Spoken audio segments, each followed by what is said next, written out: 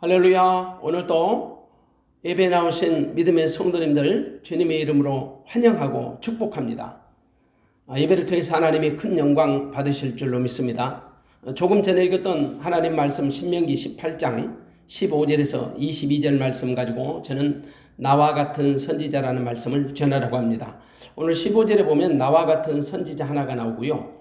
18절에 보니까 너와 같은 선지자 하나가 나옵니다. 이 모두는 다 모세와 같은 선지자라는 뜻입니다. 여러분, 구약 시대에 하나님의 기름 부심을 받은 세 가지의 직분이 있었죠. 왕과 선지자와 제사장입니다. 이 세 가지 직분자는 모두가 다 하나님의 법적인 대리인들입니다.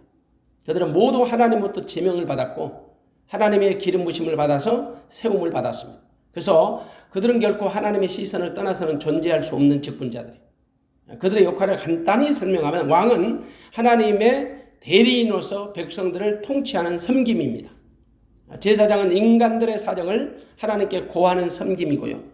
선지자는 하나님의 의중을 백성들에게 전달하는 섬김입니다.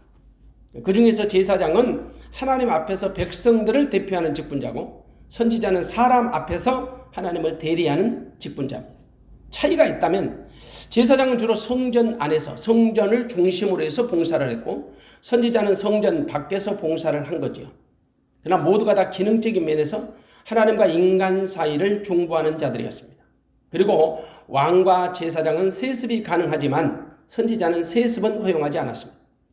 오늘 신명기 18장에는 제사장과 선지자의 직분에 관해 다루고 있습니다. 우리는 오늘 읽었던 본문을 통해서 선지자의 직분에 대해서 살펴보려고 합니다. 선지자는 하나님이 일으키십니다. 그래서 선출직이 아니고 지명직입니다. 여러분, 세상의 공무원도 선출직 공무원이 있고 지명직 공무원이 있어요. 선출직은 대통령 같은 경우는 선출한 거. 대통령이 각부 행정 장관들을 임명하는 것은 지명직입니다. 그런데 세상 공무원은 선출직 공무원이 훨씬 파워가 세고 막강합니다. 권력이 막강하죠. 그러나 하나님의 나라는 반대입니다. 하나님의 나라의 공직자는 지명직이 훨씬 세고 막강한 책임과 권리와 의무가 주어집니다. 하나님 앞에서 우리는 모두가 다 지명직 공직자인 거죠. 선지자는 하나님과 사람 사이에 없어서는 안 될 아주 중요한 직분이에요. 선지자는 자기 말을 하는 사람이 아닙니다. 하나님이 그 입에 넣어준 말씀을 전달하는 사람. 만일 선지자가 하나님이 권하고 명하지 아니하는 말을 하나님의 이름으로 방자히 전하거나 혹은 다른 신의 이름으로 말한다면 그 선지자는 죽임을 면치 못합니다. 오늘 21절의 말씀이지. 그리고 22절에 보니까 만일 선지자가 있어서 여호와의 이름으로 말한 일에 증언이 없고 증거도 없고 성취함, 역사함이 없다면 이는 하나님의 말씀하신 것이 아니오 그 선지자가 방자히 한 말이니 너는 그를 두려워하지 말지니라. 그래서 선지자는 영광스러운 직분임과 동시에 두렵고 떨리는 직분이에요. 그래서 선지자는 절대 함부로 자기 말을 하는 직책이 아니죠. 반드시 선지자는 그 입에서 하나님의 이름으로 말하는 것에 대한 증험도 있어야 하고 성취함도 있어야 하는 증거와 결과가 나타나야 한다 이 말입니다. 그래서 예언의 성취 여부에 따라서 거짓 선지자와 참 선지자가 구별됩니다. 하지만 이 말씀의 더 깊은 뜻은 이미 예언하신 하나님의 말씀에 일치되는지 여부에 따라서 참 선지자가 되기도 하고 거짓 선지자가 될 수도 있다는 겁니다. 여러분, 하나님의 말씀은 변함이 없죠. 천지가 없어져도 하나님 말씀은 변하지 않습니다. 시대가 바뀌어도 변하지 않습니다. 환경이 바뀌어도 사람이 바뀌어도 변하지 않습니다. 그런데 거짓 선지자들은 자기 기분이나 감정 혹은 분위기에 따라서 얼마든지 변합니다.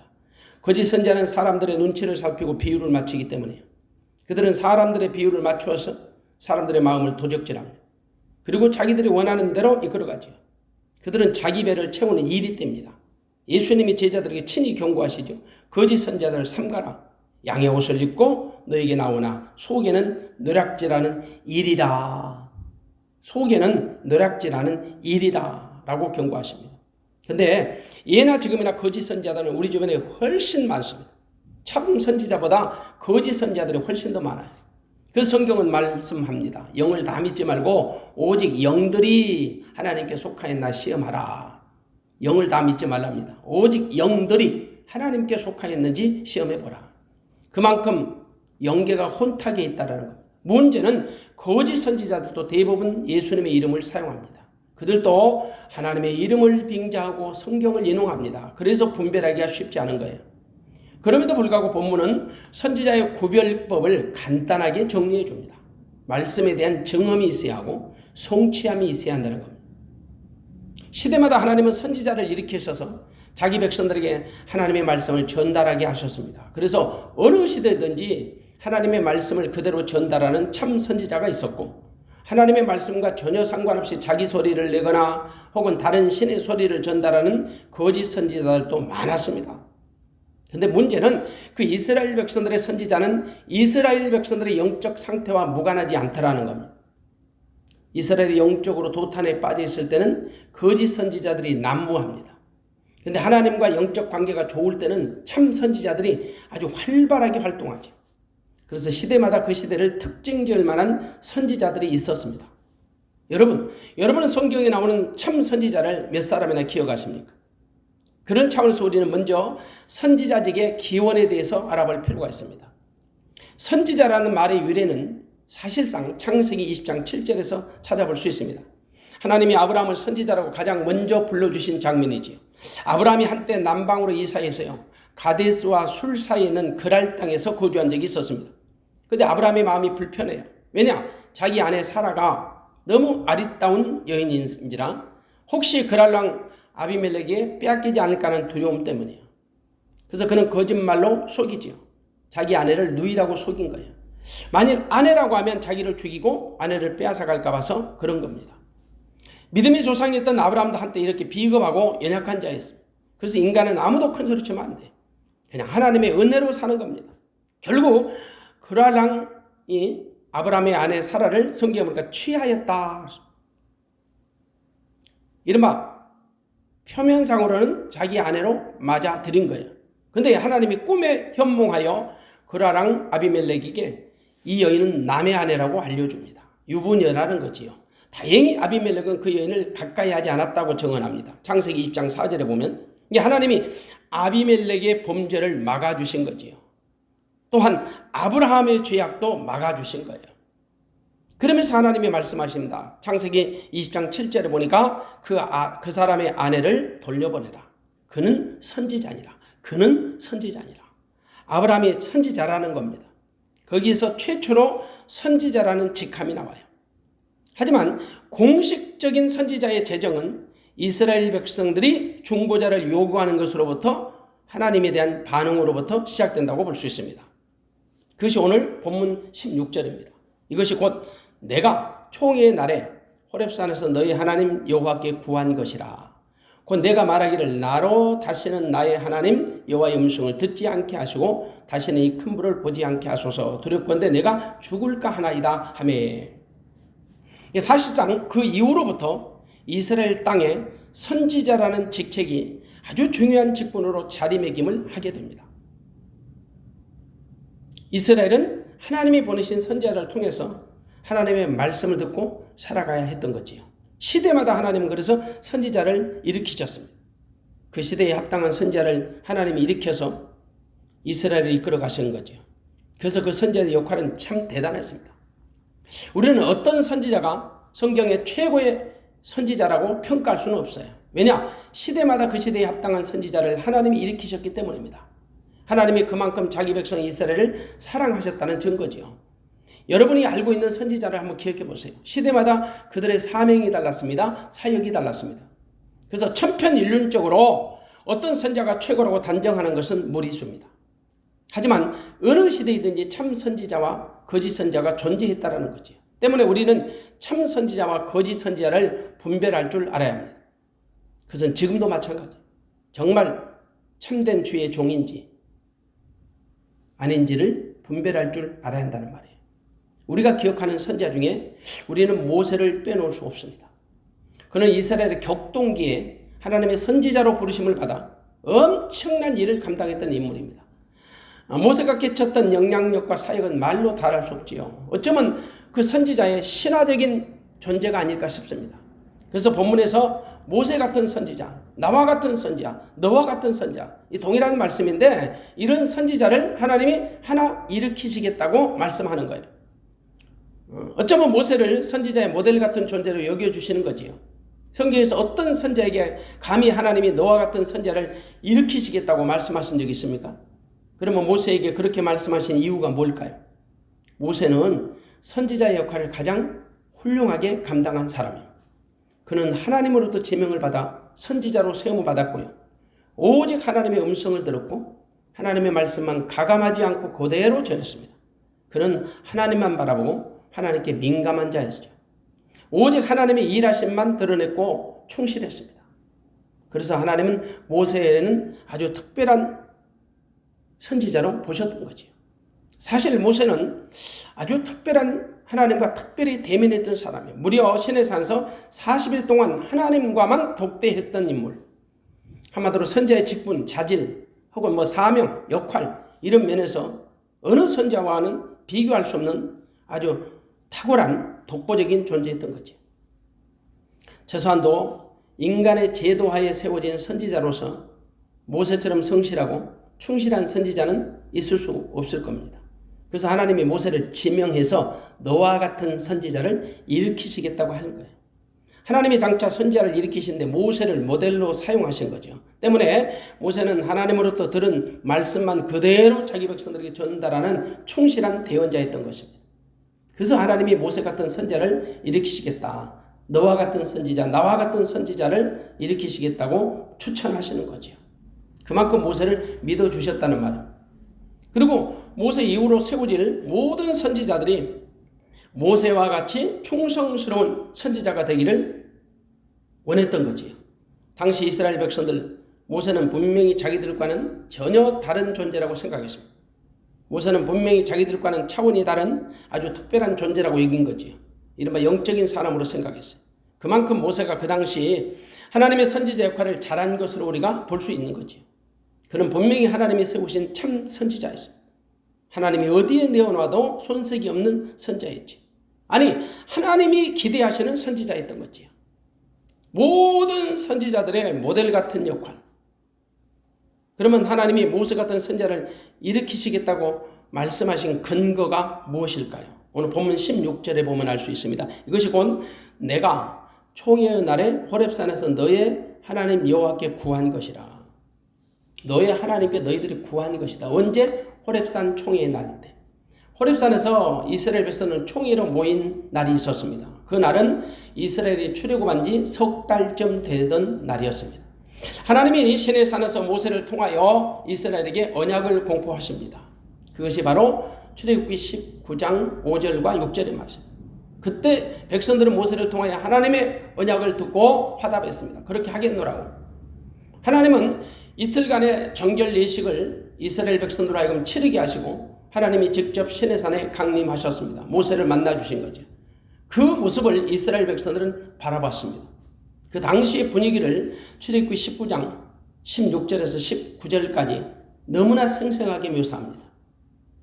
한마디로 우레와 번개와 빽빽한 구름이 산 위에 있었습니다. 나팔 소리가 진동합니다. 모든 백성이 다 떨었습니다. 시내산의 연기가 자욱하고 여호와께서 불 가운데 강림하시니 온 산이 크게 진동한 것입니다.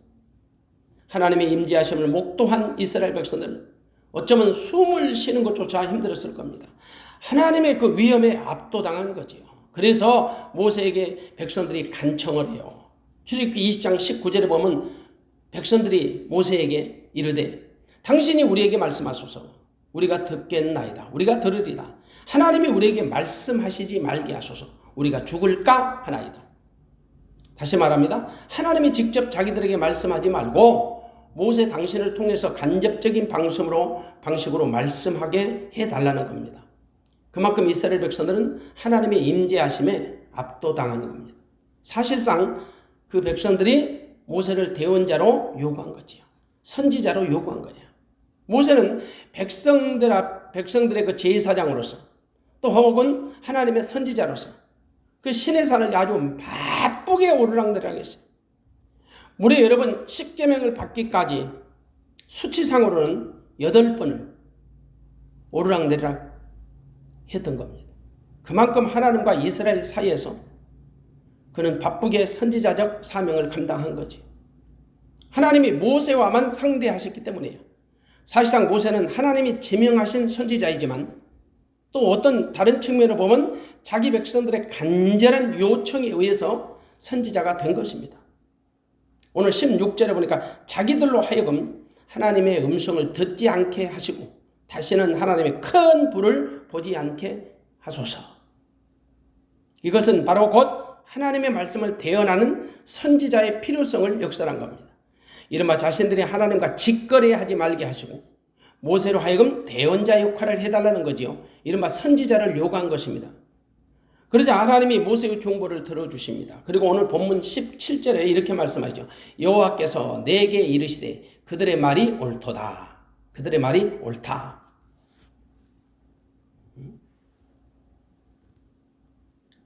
바로 모세는 이스라엘 백성들이 요청해서 세워진 선지자였던 겁니다. 왜? 거룩하지 못한 자가 거룩하신 하나님을 보면 죽는 거거든요. 마치 빛과 어둠이 공존할 수 없는 것처럼. 그래서 하나님과 그들 사이에 중보자가 필요한 거죠. 그 중보자는 제사장의 역할도 하고 선지자의 역할도 합니다. 역할은 다르지만 둘 다 하나님과 인간을 이어주는 중보자들이지요. 선지자의 사명은 하나님의 말씀을 대언하는 자예요. 선지자는 죄인들을 위한 안전망 역할을 한 거죠. 그래서 선지자는 중요한 직분이에요. 출애굽 당시에는 하나님과 이스라엘을 이어주는 중보자는 모세밖에 없었습니다. 물론 본문에서 나와 같은 선지자 하나를 일으키시겠다는 말씀은 모세 이후에도 계속해서 이스라엘 가운데 일어날 선지자들을 총칭하는 겁니다. 그러나 궁극적인 의미로는 장차 오실 메시아 예수 그리스도를 의미하는 거지. 하지만 자기 백성들에게 보다 실감나게 알려주시고자 모세와 같은 선지자 혹은 나와 같은 모세 입장에서는 나와 같은 선지자 하나님 입장에서는 너와 같은 선지자 제3자적 입장에서는 모세 같은 선지자 같은 말씀이지만 이렇게 다양하게 우리에게 모세를 모델로 하여 하나님이 선지자를 보내주시겠다고 약속하십니다. 오늘 본문 15절에 보면 모세 같은 선지자 이른바 나와 같은 선지자 하나를 일으키시는데 몇 가지 기준을 제시합니다. 제가 15절을 다시 한번 읽습니다. 내 하나님 여호와께서 너의 내 형제 중에서 나와 같은 선지자 하나를 너를 위하여 일으키시리니 너희는 그를 들을지니라. 세 가지 기준이 나와요. 첫 번째 기준은 내 형제 중에서 일으키신다는 겁니다. 또 하나는 너를 위하여 일으키신다는 겁니다. 그리고 다른 하나는 너희는 그의 말을 들으라는 것입니다. 그러면 오늘 본문이 제시하는 기준에 적합한 인물을 찾아야겠죠. 물론 모세 이후로 일어나는 모든 선지자들에게 해당되는 말이기도 합니다. 그러나 하나님의 궁극적 의도는 그 선지자는 바로 예수 그리스도를 의미하는 거지. 먼저 너의 형제 중에서 일으키신다는 말씀. 어떤 의미예요? 이스라엘 중에서 일으키시겠다라는 거예요. 이걸 보다 함축적인 의미로 보면 언약의 씨에서 하나님이 선지자를 일으키시겠다. 선지자는 하나님의 언약 공동체 안에 있는 자 중에서 나올 것이라는 거죠. 이른바 혈통적으로는 이스라엘에 속한 자다. 다시 말합니다. 이스라엘의 12지파의 혈통 가운데 선지자를 한 사람 일으키시겠다. 그가 바로 모세와 같은 선지자다. 모세와 같이 얼굴이나 생김새가 같다라는 말은 아니죠. 선지자로서 기능, 역할, 사명이 같다는 말이에요. 당시 이스라엘은 모세를 통해 그 선지자의 사명과 역할이 어떤 것인지를 친히 목도했습니다. 그래서 그들은 선지자의 역할이 얼마나 중요한지를 누구보다 잘 알아요. 물론 나와 같은 선지자 하나라고 말하는 것으로 볼 때 유일한 선지자 한 사람을 의미하는 것으로도 볼 수 있지요. 이른바 단수 형태로 선지자 하나를 일으키신다는 의미는 유일무이한 선지자 한 사람을 의미하는 겁니다. 이른바 예수 그리스도지요. 다만 모세가 자기 백성들 앞에서 하나님의 말씀을 대언할 때는 나와 같은 선지자, 하나님 앞에서 독대하는 모세에게 하나님 말씀하실 때는 너와 같은 선지자, 그리고 제3자적 입장에서 말할 때는 모세와 같은 선지자가 되는 것입니다. 분명히 말씀드립니다. 나와 같은 선지자 하나는 모세가 죽은 이후에 일어난 모든 선지자를 총칭한다라고 보아도 전혀 틀림없습니다. 마치 모세가 하나님과 이스라엘 사이에서 하나님의 말씀을 받아서 전달한 것처럼 하나님이 일으키실 선지자도 역시 하나님과 이스라엘 사이의 가교 역할을 충분히 감당할 선지자라는 것입니다. 그런 차원으로 볼 때 그 선지자는 분명히 예수 그리스도를 가리키는 거죠. 모세가 하나님과 이스라엘 사이에서 하나님으로부터 말씀을 받아 이스라엘에게 전달하는 역할에 충실했던 것처럼 예수님이 하나님과 자기 백성 이스라엘의 중보자로 오셔서 선지자 역할을 감당하실 것이라는 말씀입니다. 그렇습니다. 예수님은 육신으로는 다윗의 혈을 통해서 나으셨습니다. 그분은 하나님으로부터 보내심을 받은 사도이시며 대제사장이십니다. 그래서 예수님보다 더 큰 선지자는 없지요. 아니, 예수님보다 더 위대한 선지자는 있을 수가 없는 것입니다. 다만 우리가 모세와 같은 선지자라는 말씀을 가지고 예수 그리스도의 선지자에 국한할 필요는 없습니다. 왜냐하면 예수를 그리스도로 믿는 모든 성도는 주님으로부터 선지자적인 임무를 부여받은 사람들이기 때문이지요. 그래서 본문을 선지자 하나라는 문자에 매여서 무리하게 해석하려 들면 문제가 생깁니다.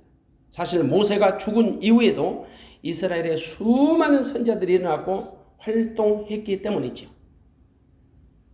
물론 은사적인 측면에서 보면 모세와 비교할 수는 없습니다. 그러나 사역적인 기능에서 보면 모세 못지않은 큰 일을 감당한 선지자들도 많았죠.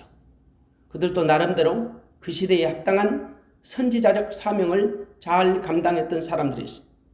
그래서 모세 같은 선지자를 예수님에게만 국한시키지 말자고 말씀드리는 겁니다. 확대 해석하면 우리도 얼마든지 주님으로부터 부르심을 받고 세움을 입은 선지자적 사명자들이라는 거지요. 이른바 오늘날 주의 종들의 사역이 기능적인 면에서 선지자적인 역할을 아무도 부정할 수 없는 겁니다. 그래서 나와 같은 선지자 하나를 일으키신다는 말씀은 장차 오실 메시아 예수 그리스도를 지칭하는 것이 맞아요. 분명히 하나님은 예수님이 오시기 전 무려 1500년 전에 유일무이한 선지자 예수를 보내주신다고 모세에게 친히 언약하셨습니다. 그래서 모세가 하나님의 말씀을 그렇게 기록한 거예요. 그리고 유대인들은 그 선지자를 손꼽아 기다렸죠.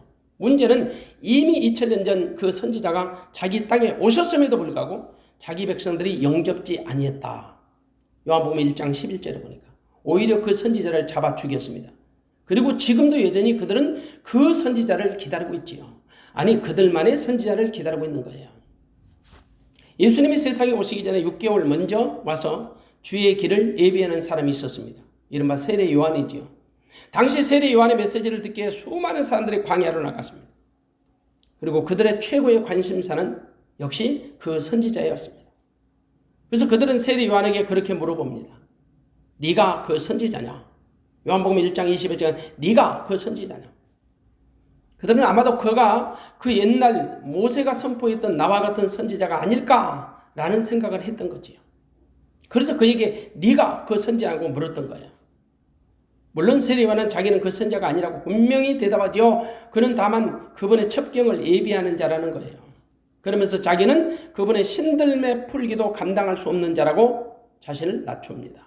그만큼 유대인들은 그 옛날 모세가 예언했던 나와 같은 선지자의 신경을 고추 세웠던 거지. 그런데 빌립은 그 선지자를 직접 만났습니다. 그래서 빌립은 나다나엘을 찾아가서 그분을 이렇게 소개합니다. 요한복음 1장 45절 보니까 빌립이 나다나엘을 찾아 이르되 모세가 율법에 기록하였고 여러 선지자가 기록한 그 일을 우리가 만났으니 요셉의 아들 나사렛 예수시니라. 모세가 율법에 기록하였고 여러 선지자가 기록한 그분을 우리가 만났다. 근데 그분은 요셉의 아들 나사렛 예수더라. 모세가 자기와 같은 선지자를 일으키신다고 예언했던 그 선지자를 빌립은 만났다고 소개한 겁니다. 나다나엘에게. 근데 그 선지자는 나사렛 예수라는 거지요. 하나님이 모세로부터 예언하셨던 그 선지자를 하나님이 친히 보내주신 겁니다. 그리고 수많은 사람들이 그 선지자를 만났습니다. 물론 그 후로 수많은 무리들이 그 선지자를 만났습니다. 그래서 특별히 500 이하의 기적을 체험한 사람들이 이렇게 고백합니다. 요한복음 6장 14절에 보면 이런 고백을 해요. 그 사람들이 예수의 행하신 이 표적을 보고 말하되 이는 참으로 세상에 오실 그 선지자라 하더라. 세상에 오실 그 선지자라 하더라. 예, 그 선지자가 누굽니까? 일찍이 모세를 통하여 예언하셨던 그 선지자란 거지. 하나님의 당신의 예언대로 그 모세에게 예언하셨던 그 선지자를 직접 보내주신 겁니다. 그래서 영안이 열린 사람들은 예수님이 하나님이 일으키신다고 예언하신 그 선지자라는 사실을 분명히 알았고 믿었죠. 대표적으로 스데반 집사 보십시오. 순교 직전에 예수님을 그 선지자로 소개하다가 돌에 맞아 죽습니다. 사도행전 7장 37절과 38절에 보면 사도행전 7장 37절과 38절에 보면 이스라엘 자손을 대하여 하나님이 너희 형제 가운데서 나와 같은 선지자를 세우리라 하던 자가 곧 이 모세라. 신의 산에서 말하던 그 천사와 및 우리 조상들과 함께 광야 교회에 있었고 또 생명의 도를 받아 우리에게 주던 자가 이 사람이라 라고 말합니다. 이 말씀은 직접적으로는 모세를 소개하는 거 맞습니다.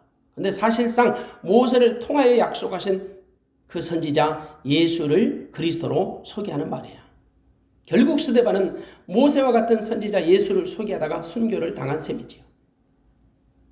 사실 AD 1세기 유대인들은 모세와 같은 선지자 예수가 오셨지만은 여전히 그 선지자를 기다리고 있습니다. 아니 지금도 유대인들은 대부분의 유대인들은 그렇죠.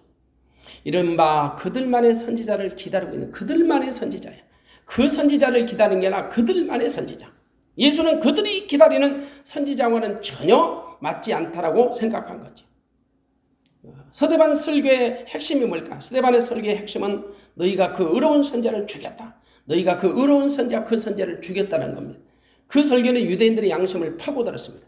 마음이 찔렸다고 성경은 표현하죠. 근데 여러분 양심이 마음이 찔린다고 회개하는 건 아니에요. 모두가 양심이 찔린다고 회개하지 않습니다. 그들은 마음의 찔림을 받으면서도 그들의 생각을 꺾지 않았던 겁니다. 그래서 오히려 이를 갈며 분노했다고 말씀하죠. 그리고 스데반을 돌로 쳐 죽입니다. 결국 스데반은 모세 같은 선지자 예수, 모세에게 언약하셨던 그 선지자 예수를 소개하다가 돌에 맞아 순교한 셈이에요. 그러므로 모세 같은 선지자를 아는 것은 영안이 열릴 때만 가능해요. 모세 같은 선지자를 믿는 것은 축복입니다. 여러분, 예수님과 모세는 유사한 점이 참 많아요. 우리가 이 시간 모두가 다 다룰 수는 없지만 큰 틀에서 보면 왕직, 제사장직, 선지자직 이 가지신 것이 특별히 닮아 있어요. 모세는 당시 왕정시대가 아니었기 때문에 왕이라는 이름은 듣지 못했습니다. 그런데 왕 같은 역할을 한 것은 분명해요. 그리고 제사장의 역할도 감당했고요. 선지자의 역할 당연히 감당했죠. 우리 세 가지 직분을 그리스도의 삼직이라고 부르거든요. 예수님만 갖고 있는 유일한 직분이라는 거죠.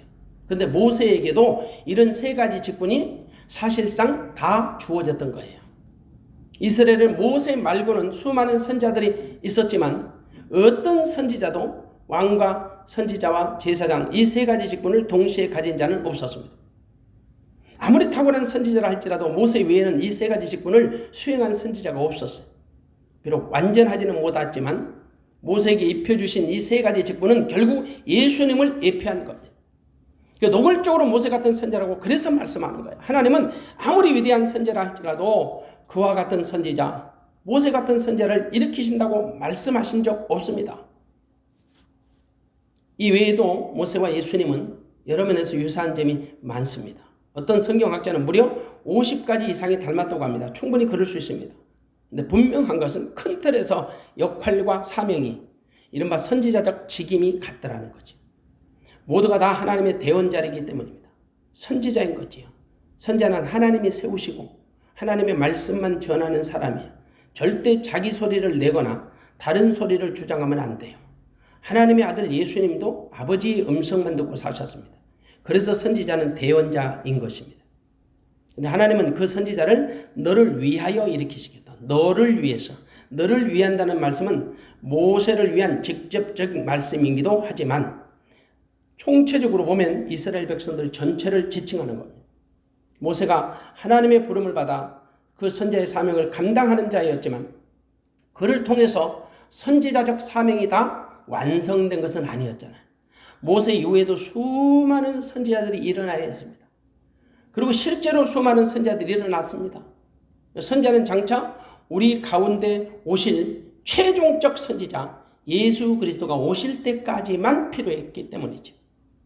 물론 그들이 기다리는 모세 같은 선지자 예수님이 오신 이후에도 그 선지자적인 사명이나 역할을 감당할 자들이 계속해서 일어날 것입니다. 예수님이 오신 이후에도 심판의 주로 다시 오실 때까지 그 선지자적 사명과 역할과 기능을 감당하는 선지자 같은 자들이 많이 계속해서 일어나야 한다는 거죠. 그러므로 너를 위하여 일으키신다는 하나님의 말씀은 모세로 하여금 그 모세의 사역적인 한계를 분명히 해주고 동시에 큰 위로를 주는 말씀이에요. 한마디로 하나님의 역사는 중단되지 않을 것이라는 거지요.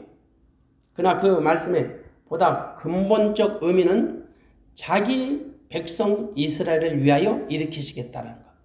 그러니까 자기 백성을 위하여 하나님은 모세와 같은 선지자를 일으키시겠다는 것. 이것이 이스라엘 백성들에게 둘도 없는 가장 큰 소망이 되는 거지요. 당연히 예수 믿는 모든 자들에게 가장 큰 소망이 되는 겁니다. 만일 그 소망을 우리에게 주시지 않으셨다면 우리는 어쩌면 세상에서 가장 불쌍한 자일는지 모릅니다. 왜? 메시아에 대한 소망이 끊어지잖아요. 메시아에 대한 소망이 없어진 거잖아요. 모세 같은 선지자를 일으켜 주신다는 말씀은 하나님의 자기 백성들을 얼마나 사랑하시는지를 보여주는 말씀이잖아요. 이스라엘에게 선지자는 없어서는 안 될 아주 특별한 존재들이었습니다. 다만 예수님이 오시기 전에 선지자는 불완전한 선지자고 예수님인 완전한 선지자인 거지요. 이 말씀을 히브리서 기자의 말로 표현하자면 히브리서 1장 1절에 보니까 예수님이 오시기 전에 옛적에는 하나님의 선지자들로 여러 부분과 여러 모양으로 말씀하셨습니다. 그러나 하나님의 아들 예수 그리스도가 오신 이후로는 아들을 통하여 직접 우리에게 말씀하십니다. 히브리서 1장 2절에 보니까. 그래서 지금 우리는 내 안에 나를 성전 삼고 오셔서 나와 함께 하시는 예수님을 통해서 하나님의 말씀을 듣게 하는 것입니다. 듣게 되는 것이지요. 이른바 새 언약 안에서 하나님의 말씀을 들을 수 있는 은혜를 얻은 사람들. 예수님은 새 언약의 중보자로 우리 가운데 오신 하나님이십니다. 그리고 우리는 성령 안에서 주님의 음성을 친히 듣고 살아가는 사람들입니다. 예수님이 하나님의 뜻을 알려주시는 거죠. 주님은 분명히 하나님이 일찍이 약속하신 모세 같은 선지자로 오신 분이시기 때문입니다. 본문 18절에서 말씀하신 것처럼 하나님은 당신의 말씀을 그 입에다가 두신다고 말씀하셨어요. 18절에 보니까 내가 그들의 형제 중에서 너와 같은 선지자 하나를 그들을 위하여 일으키고 내 말을 그 입에 두리니 내가 그에게 명하는 것을 그가 우리에게 다 고하리라. 18절에 말씀하신 것처럼 하나님은 당신의 말씀을 그 선지자의 입에다가 두시겠다. 그러므로 이제 우리는 모세 같은 선지자 예수 그리스도의 음성을 친히 듣고 살아야 하는 겁니다. 다만 예수님을 모세 같은 선지자라고 거명하신 이유는 율법의 불완전한 선지자로 오신 분이 아니고 복음의 선지자로 오신 분이라는 것을 비교해 주는 겁니다. 이스라엘 백성들의 축복은 많지만 일찍이 선지자를 통해서 하나님이 어떻게 말씀하신가를 직접 보았고 들었고 경험했습니다. 모세를 통해서 말이죠. 모세를 통해서 하나님이 어떻게 자기 백성들을 이끌어 가시고 어떻게 그들의 삶 가운데 개입하시고 간섭하시고 역사하시는가를 친히 목도했습니다. 그만큼 선지자의 사명, 역할, 기능, 중요성을 누구보다도 잘 알고 또 잘 경험했던 민족입니다. 그래서 하나님은 모세와 같은 선지자, 너와 같은 선지자를 일으키시겠다고 말씀하시는 거예요. 모세는 그들이 친히 보고 경험한 아주 특별한 선지자였거든요. 그래서 훨씬 더 설득력이 있습니다. 이해하기가 쉽습니다. 그냥 추상적인 그 선지자가 아니라 관념적 선지자가 아니라 매우 구체적이고 친밀한 선지자인 것을 알려주시는 거죠. 그래서 모세를 선지자의 모델로 등장시켜서 설명을 하는 거예요. 이 얼마나 구체적인 언약입니다. 이보다 더 구체적이고 현실적 언약은 있을 수 없습니다. 그런데 하나님의 약속대로 이미 우리 가운데 그 선지자 예수 그리스도가 오신 겁니다. 이제 우리는 그 선지자의 말씀만 들어야 합니다. 그래서 18절로 하신 말씀은 너희는 그의 말을 들으라는 것입니다. 15절로 보니까 너희는 그의 말을 들으라. 만일 그 선지자의 말을 듣지 아니하면 벌을 받을 것이라고 경고합니다. 19절에 보니까. 우리는 오직 새 언약의 중보자로 오신 그 선지자 예수 그리스도, 그분의 음성만 듣고 살아야 할 줄로 믿습니다. 그분은 복음의 선지자로 우리 가운데 친히 오신 하나님이시기 때문입니다. 그분이 바로 그 선지자, 그분이 바로 예수 그리스도십니다. 저와 여러분 안에 계신 그 선지자 예수 그리스도, 그분이면 됩니다. 그분 한 분이면 족합니다. 사랑하는 여러분, 정말 우리에게 하나님의 언약하셨던 모세와 같은 선지자이신 예수 그리스도가 내 안에 나를 성전 삼고 와 계셔서 나와 함께 하심을 믿는다면 그보다 더 복되고 그보다 더 귀한 것은 없습니다. 여러분 안에 계신 예수 그리스도, 그분이 하나님과 우리 사이에 완전하고 완벽한 중보자이시며 선지자인 것을 믿으시고, 그분이 머리 대신 그분이 친히 말씀하실 때 그분의 음성을 듣고 사는 믿음의 신실한 지체들이 되시기를 주님의 이름으로 축원합니다. 기도하겠습니다.